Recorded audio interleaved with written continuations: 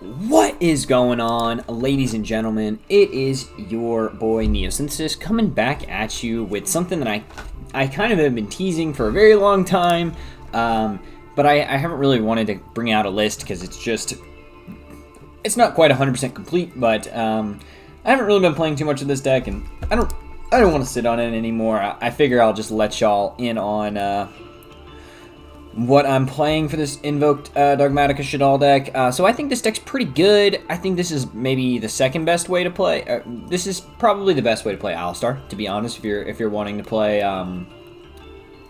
just Invoked. The Thunder is also a viable option, but I think this might be a bit better. Basically, the reason that I thought this deck was super good, and the reason I was like low-key obsessed with this deck, was because of an internal meta that developed between me and my friend, basically, where we just, it was just like, how do you beat Drytron when they open up perfect and do the combo well and play around all the hand traps, which you can do if you're like a sufficiently skilled Drytron player. So basically what we decided is you just go first and you make it so they can't play, or you just super poly / forbidden droplet away their board. And that's how this deck came to be. So I'll just go through the card by card. We're going to go through the standard way I always do my deck profiles now.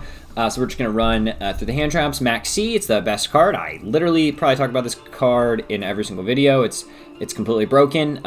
Being able to either stun your opponent out, get a Pot of Greed in a lot of situations, get a trading this card for 1 is also good, especially if it means your opponent's going to stop. Max C's broken. And then so it's the best hand trap of the format. We're running 3. Next on the list, we are going to run Triple Ash. It is the second best hand trap of the format, and it is only better for the fact that it can negate Max C itself. So we love Ash Blossom as well. It's good against the meta. Pretty much every deck needs to resolve cards that Ash can negate. So we are running Triple Ash. And then we're only running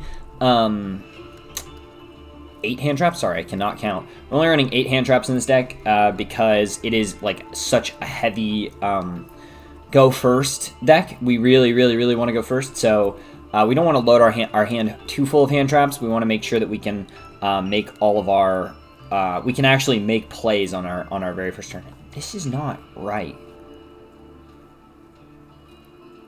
Oh, excuse me, guys. That is really weird. That was bizarre, actually. So I don't know how that necessarily happened right there, but never mind that lightning storm. I just looked down at my cards and I was like, wait, what? But now everything's right. So excuse that and hope you guys don't just look at the first 5 seconds of this video and try to copy the deck list, because you're gonna be pretty sorry when you have that lightning storm over the Invocation. Anyway, that does it for the hand traps. Only 8. Like I said, all the engines, they don't necessarily mesh 100%. So we want to make sure that we at least have some sort of coherent play on our first turn. And hand traps will kind of mess it up, and running more than the 8, I feel like can really bog us down. But you definitely run on the 6 broken ones. So, and we're not running Imperm in this deck just because I don't want to load too much on hand traps. I feel like Nibiru is just so powerful.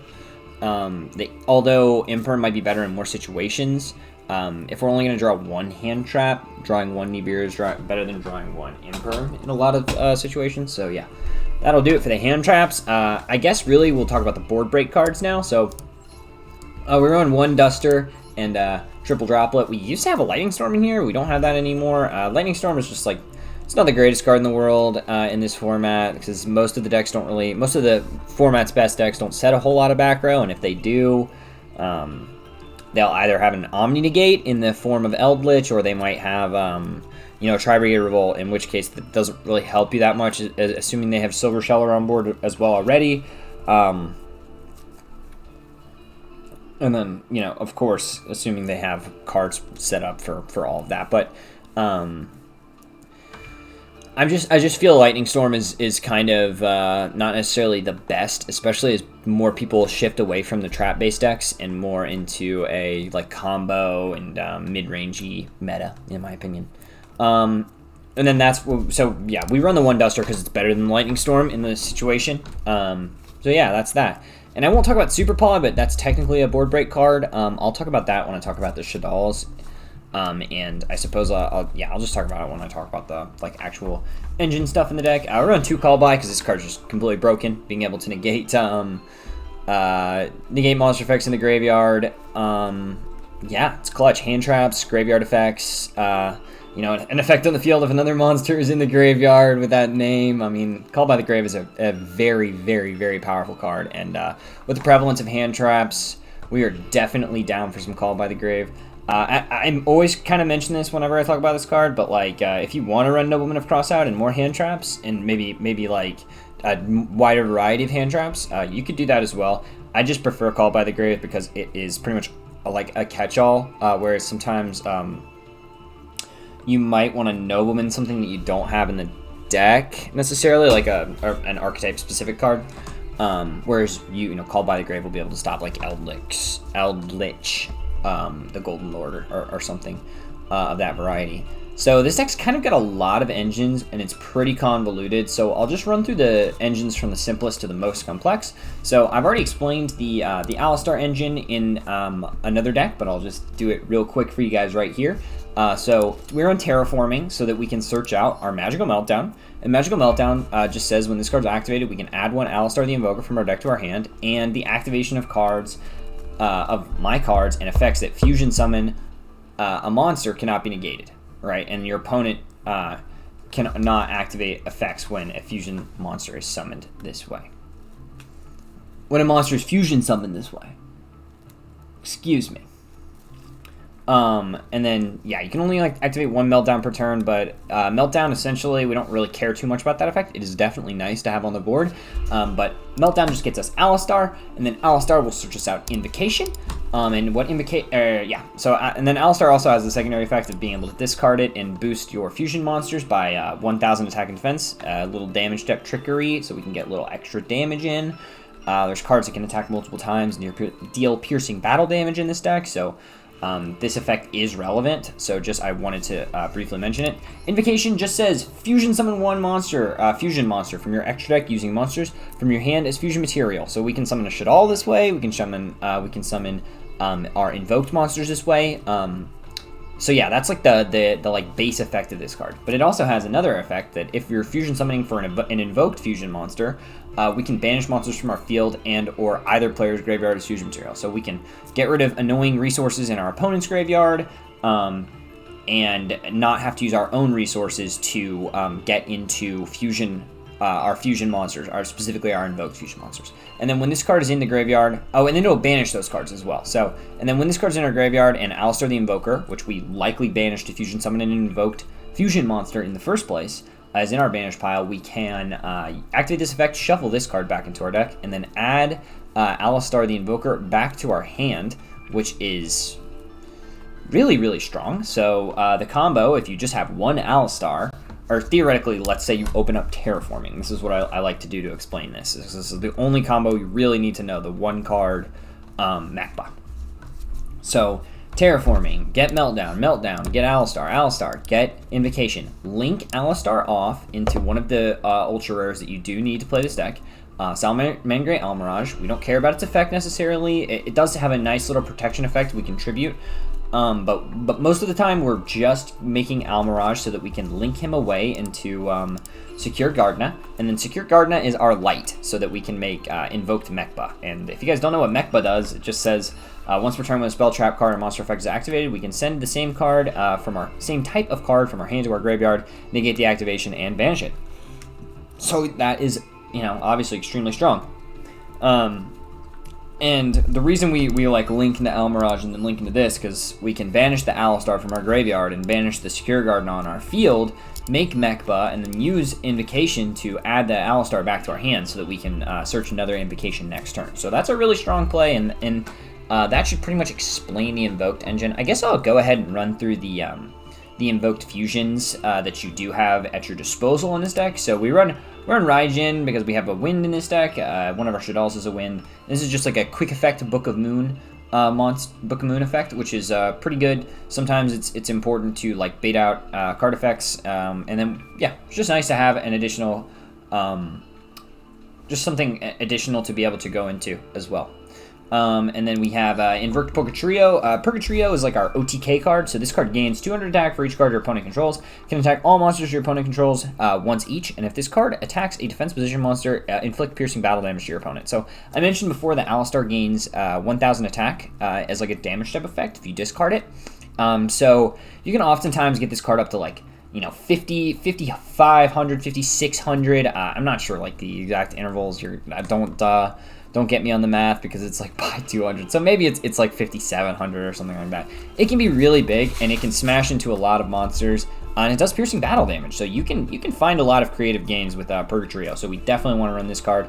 Fire is one of the easiest things to banish from your opponent's graveyard, right? Because everybody plays Ash. Pretty much everybody plays at least one Ash. And then, you're playing Ash yourself. And there might be other cards as well that are fire. Oh yeah, Mirage is the other card that is super easy to banish. And then we run Algoides. So Algoides is like, it's not necessarily the greatest, but it is definitely vital to run because it will help you kill your opponent, like get rid of one monster, maybe a giant Nibiru token or something like that. But if this card is fusion summoned, or if the card is special summoned, or if a monster is special summoned to your opponent's field, so even if so you can do this basically on your opponent's turn or on your turn if they're special summoning a monster to their field.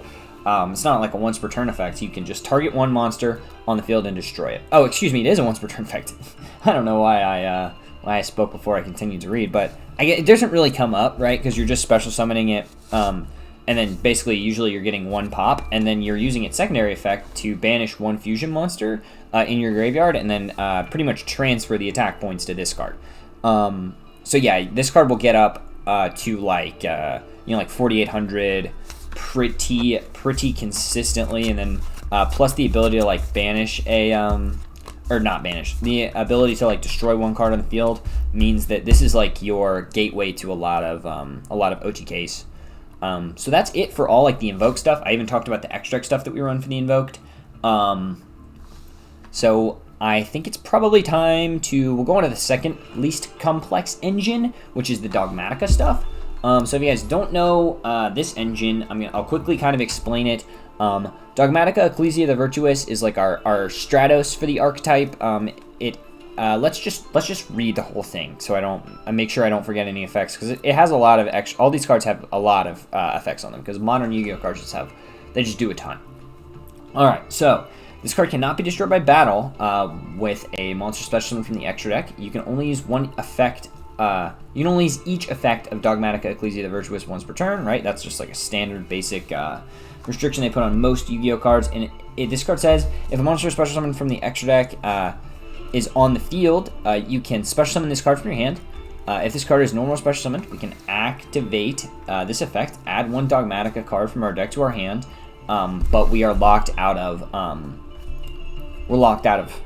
special summoning for the rest of the turn. So not necessarily the greatest effect. Like, it doesn't allow us to like make crazy like Verte combo lines where we are just like adding a card, special summoning a card. But this card is insanely like strong because of what it can add.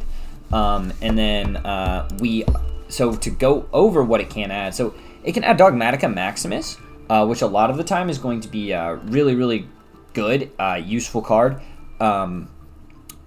And it allows us to like, do different things. So this card basically says we can banish one Fusion, Synchro, Link, or XYZ monster from our graveyard and special summon this card from our hand. And then during our main phase, we can send two monsters with different names from our extract to the graveyard, and then your opponent will send two monsters from the extract to their graveyard. So hopefully you're not playing against a mirror match or someone who's playing Dogmatikas at all, because they're going to have good things to send. The other bad deck to activate this effect against is Drytron, because they'll just get tons of advantage versus it. But we benefit a lot, right? Because we play the cards that get effects in the graveyard. So I'll run through all the cards really quickly that we are sending. So Entis, if you guys have ever played, if you guys have played enough of this game, you guys pretty much know that when Entis is sent to the graveyard, we just target one card on the field and destroy it. Boom, that's one of the things we can send. We can also send Titaniclad Ash Dragon. This is a great option. This is usually what we're going to be sending. This or the final card we'll talk about in just 1 second. But essentially, when this card is sent to the graveyard, because it was sent there this turn, we can just special summon a Dogmatika card from our deck. So that is a pretty nice... it's a pretty nice like tutor effect to get an extra monster on our board, especially if we're pretty much ending our turn after we're activating Dogmatika Maximus. And then the final card that we run is, and this card is a Shaddoll overlap card, but I'll really quickly... Oh, we don't fusion summon any of the cards except for this one that we're going to be sending, by the way. Those two cards are pretty much not makeable in this deck. But this card just says... So it's 2 Shaddolls with different attributes. I'll just run through the whole card. And then this card must be fusion summoned first. Which obviously... and then this card cannot be destroyed by battle... which is, a pretty decently useful effect when you do make it. And then you can only use each of the effects once per turn. So the effect that's relevant here is that if this card is sent to the graveyard, we can add 1 Shaddoll card from our deck to our hand and then discard 1 card. So we can add and discard a specific Shaddoll to proc its effect in the graveyard, or we can add a card like Shaddoll Schism, which allows us to fusion summon on our opponent's turn. We'll get into what Schism is used for and how we can set up Schism a little later, but sending this card from our deck to our graveyard, or from our extra deck to our graveyard, getting a Schism from our deck, and then discarding something else, maybe to either proc its effect or just because we want the Schism because of just how powerful Schism can be, is super, super good. And then the effect of this card is if this card is special summon, we can just target 1 face-up card on the field and get its effect. Boom. It's not that great, but that effect when it's sent to the graveyard is super crucial, and it is like the last target we have for our Maximus. And then the other card we run is Dogmatika Fleur de Lis. So Fleur de Lis is like the best Dogmatika. There's like, in my brain, I can see why I might want to run 2 Fleur de Lis and 1 Maximus and no Maximus, because this card just feels like it's the best, right? So what this card says is during the main phase, if a monster special summon from the extra deck is on the field, so just the same as Ecclesia, we can special summon this card from our hand, and then if we control another Dogmatika, so most likely Ecclesia, which we used to search this card in the first place, we can target 1... we actually don't target, we just negate the effects of 1 face-up monster on the field. That's not going to target, it's going to work through like... if an effect can't activate on the field, it won't work, right? Yeah, because this card like not basically like chain toable, if that makes sense, because it's all like resolving in the hand. I'm not 100% sure. I believe that it will negate from the hand and not from the field, but I could be wrong on that one.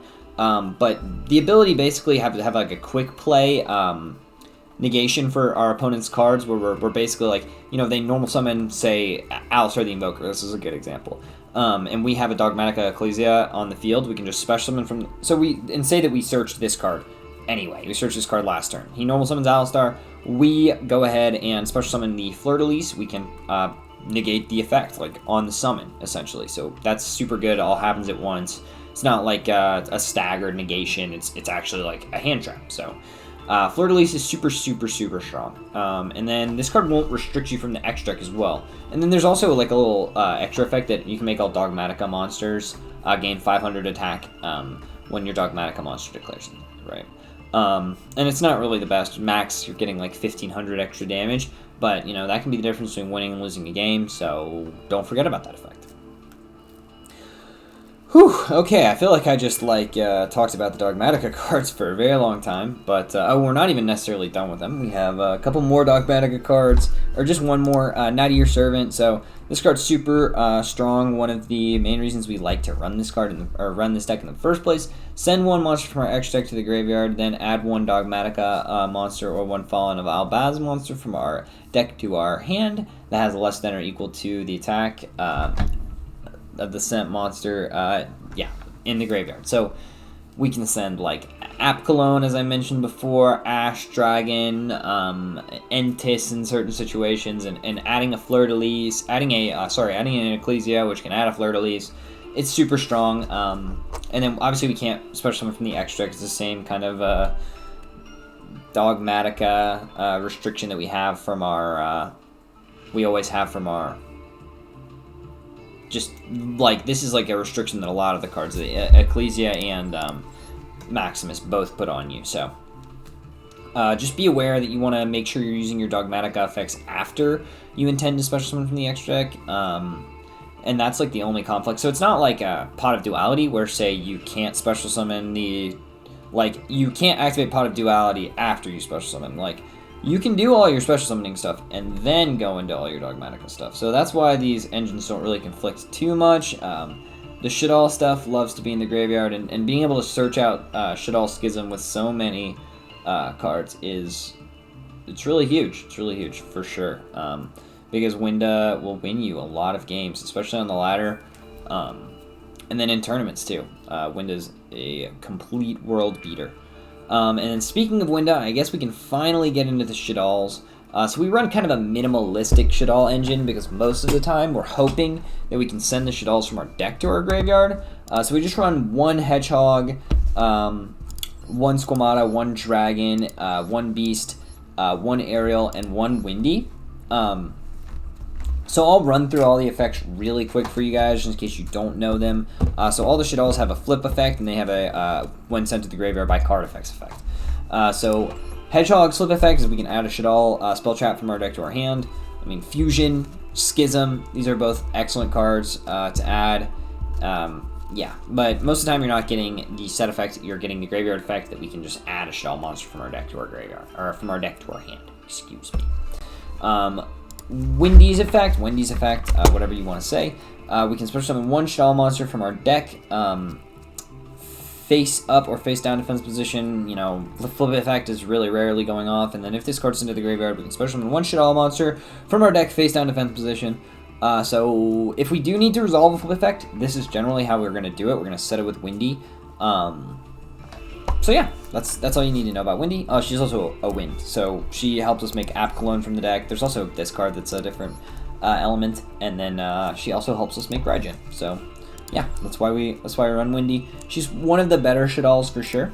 And then Squamata's effect is like a Man-Eater Bug flip effect. It's not necessarily very good, but of course we run it for the secondary effect that if this card is sent to the graveyard, we can send another Shaddoll card from our deck to our graveyard. So we can send Schism, we can send Shaddoll Fusion.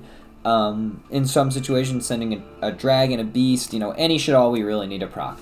And then Dragon's effect is slightly like it's like a Hane flip effect, right? We can target one card our opponent controls, return it to the hand. And then if this card is sent to the graveyard by a card effect, we can target one spell trap on the field and destroy it. So Dragon is absolutely essential. Having the ability to pop a spell trap card on the field as soon as this card hits the graveyard from a card effect is amazing. 10 out of 10. Would recommend playing Dragon.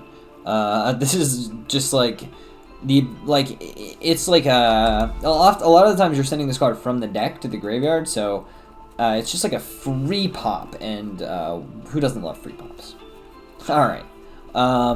Continuing on, we have Aerial. So Aerial's flip effect is not really the greatest. We can target one of our banished Shaddoll monsters, special summon it, and face down defense position. So, you know, in a theoretical world where like a critical Shaddoll gets banished, we can flip and return it back, but we do run it for the secondary effect that if this card is sent to the graveyard by a card effect, we can target 3 cards in the graveyard and banish them. So, up to 3 cards. Which is super clutch to banish, like, you know, both ritual spells from the Drytron deck, maybe, you know, the one Zodiac Trident that the Zoo deck might have, or whatnot. There's always going to be cards that you should be able to identify that would be good to banish. And yeah, I just feel like this meta in particular, like against Eldritch, right, as well, there's plenty of cards you can banish, like the Eldlord himself, the end phase traps in the graveyard, right? There's plenty to banish. So Aerial is definitely a clutch card. And I would say you pretty much have to run this one. You don't want to run too many Shaddolls, but we do want to run Beast as our final Shaddoll. Beast effect, basically flip effect. It's level 5, so we can't just set it. That is something I want to make note of. But this card, we can draw 2 cards and then discard 1 as its effect. And when it is sent to the graveyard by a card effect, it is gonna go. Oh yeah, I knew it. I knew I had a hollow printing. It is going to just draw us 1 card. So, you know, a lot of times it's really great to set off with like Wendy. or it's good to send from the deck just to get one more draw because maybe you need it to like unbrick your hand, or you want to make an even bigger board, or who knows. But Beast is a fantastic card to send from our deck, not to draw, or to set from our deck. So Shaddoll Fusion is like the main reason we even care to play the Shaddoll engine. So if you guys don't know what Shaddoll Fusion does, basically just says that if our opponent controls a monster from the extra deck that was summoned from the extra deck, we can fusion summon one monster with cards from our deck. So sending a light and a dark from our deck, or two Shaddolls in the case of maybe Winda or App Cologne, it's really strong because it's essentially like a +2 because the 2 Shaddolls will proc, and the Shaddoll, and the basically in return for just the one card, right? And then for in the case of making Construct, it'll just be Construct to getting another send. Your one Shaddoll procking, and right, you basically pay one card for like 3, so it's like essentially a +2. And then this card is also like amazing to send off of Verte Anaconda. If you guys don't know what Verte Anaconda says, just basically we can pay 2,000 life points and make this card sending a normal or quick play fusion spell card from our deck to our graveyard, and then this card's effect becomes that card's effect. So we absolutely we love that. It's a great card to send, and Verte enables this deck super hard because we don't have to hard draw one of our 3 Shaddoll fusions to get into our Shaddoll engine. So yeah, that's why this is like the payoff basically of Shaddoll fusion, right? Of the Shaddoll engine. And then this is the other big payoff, Schism. So Schism is like a card that says during the main phase we can fusion summon one Shaddoll fusion monster from our extract by banishing materials listed on it from your field or graveyard. It cannot attack directly, and then we can send. Then you can send one monster, send to the graveyard one monster your opponent controls with the same attribute as that fusion summon monster. So this card is obviously really good because we can fusion summon a monster from our extra deck from our using materials in our graveyard, and then if our opponent just so happens to have a monster of the same attribute, we can just pop a card, pop a monster, excuse me. Send, not even pop, so it's even better. But Schism getting us like pluses on pluses. Fusion summoning from our graveyard is fantastic. Some situations where we want to make a window, we can't make a window on our first turn. Maybe we did the Dogmatika stuff and we had to send stuff, but being able to make a window in our opponent's draw phase is just pretty much as good as making it in our main phase 2 or our main phase 1 or whatever whatever it might be. And yeah, this card being extremely tutorable means we really only need to run one of it. We definitely don't want to draw this card or draw multiples. Hard drawing a Schism is fine, but if we drew multiples, that's like definite doomsday. So we'll only run just the one because you definitely don't need more than that. And then finally, I guess I'll talk about Super Polymerization. So if you guys don't know what Super Poly does, where have you been? Because this card's been out for like many years. This card was banned at one point for a very good reason. It is in the same way as Droplets. It is a card that you cannot activate cards in response to this card's activation. So yeah, and then if the card's actual effect is that we can fusion summon monster from monsters on either field. So like our opponent's field and our field, like say they've got a Herald of Ultimateness or whatever, and we just have we just normal summon a Shaddoll Dragon or a Shaddoll Beast or something like that, or not a Shaddoll Beast, right? Because we can't normal summon that. Bad example. Shaddoll like Hedgehog or Shaddoll Windy or whatever. We can even set them too, right? Because fusion summons don't care about being face up or face down. We can fusion summon like a construct using that Herald and using our Shaddoll monster, and our opponent cannot negate it. So Shaddoll Fusion is another big, or Super Polymerization rather, is another big reason to play this deck. Because this card is just so powerful. Okay, so I believe I've talked about every single card in the main deck. Yeah, I'm like 99% sure I did. Maybe I didn't talk about Droplets, but Droplets is obviously an amazing card. Just being able to either send like a face-up Meltdown that's dead, or sending a Schism that we no longer need, or sending a sending a Shaddoll to get its effect in the graveyard, or what have you. It's amazing. Droplet is quite good in this deck. Breaking boards is absolutely crucial. Yeah, we just run it. I think I already did mention, because I was going to talk about board break cards, and I kind of strayed away and then said I would save Super Poly. All right, so now we can get into the extra deck. I've talked about most of the extra deck, but I believe the only cards I haven't talked about are El Shaddoll Winda, which is a big reason to play this deck in the first place, restricting your opponent to only being able to normal summon the one time per turn. I mean, obviously you're under that same restriction, but your deck is designed to play in it, and whereas theirs probably isn't. That's super clutch. Also, the just added on effect of not being able to be destroyed by an opponent's card effect to protect it from Raigekis and Lightning Storms and, whatever have you. It's amazing. It's great. And then this is like a Duelist Alliance Shaddoll, so it has the effect that if this card's sent to the graveyard, wait. Yeah, if this card's sent to the graveyard, oh yeah, so this card can even be sent from the Dogmatika cards as well. So if this card's sent to the graveyard, we can target one Shaddoll spell trap in our graveyard, so Schism or Fusion, and add it to our hand. So that's also pretty clutch. I already mentioned Apocalone. This card is necessary for the reasons I mentioned before, and sometimes you do make it in the rare situation. Construct. This card was banned for a while for good reason. It's a pretty good card, I would say. So this card basically just says must first be fusion summoned. If this card is special summoned, we can target, or we can send one Shaddoll card from our deck to our graveyard, which is awesome, right? Because all of our Shaddoll cards want to be sent to the graveyard by card effects. And then at the start of the damage step, if this card battles a special summon monster, destroy that monster. So this can get over things that normally you can't attack over, or things that perhaps can't be destroyed by battle. Construct loves to deal with that kind of stuff. Right. And then if this card is sent to the graveyard, we can target one Shaddoll spell trap in our graveyard, add it to our hand. So it's the same as Winda. They were both released in the same set a very long time ago, and they do very similar things.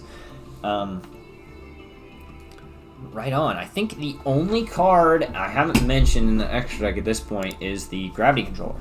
So Gravity Controller is essentially just a way for us to link off our Shaddoll monsters to get their effects in the graveyard, right? To add like a Schism or a Fusion to our hand. Maybe we summoned them with like the Invocation and we had to use Squamata to send that card, and we're really just angling for a Schism. We need a Schism. That card's great. So this is just like a cheap way to link it off. And then, yeah, we obviously don't really care about its effects that much, but, if somehow you're battling an opponent's monster in the extra monster zone, you can return both that card and this card to the deck. So kind of not the absolute worst effect, but really, like I mentioned before, you're just using it so that you can link it off to get the Shaddoll in graveyard effects. Anyway, that is going to do it for this deck profile. I mentioned on my Invoked Thunder deck, as well as I'll go ahead and just mention it real quick in this deck. I don't have Foolish Burial. You definitely probably want a Foolish Burial in this deck. I would just go ahead and take out... I would just take the Duster out for the Foolish Burial, to be completely honest. And just try to grind through trap decks, because this deck generates advantage really well. So you don't really have too much of a problem with Eldritch. Your main issue is making sure that you can consistently set up the best turn 1 boards that you can. Anyway, hope you guys enjoyed. Like, comment, and subscribe. It's been your boy Neosynthesis, and this has been a 35-minute video. Wow. Peace.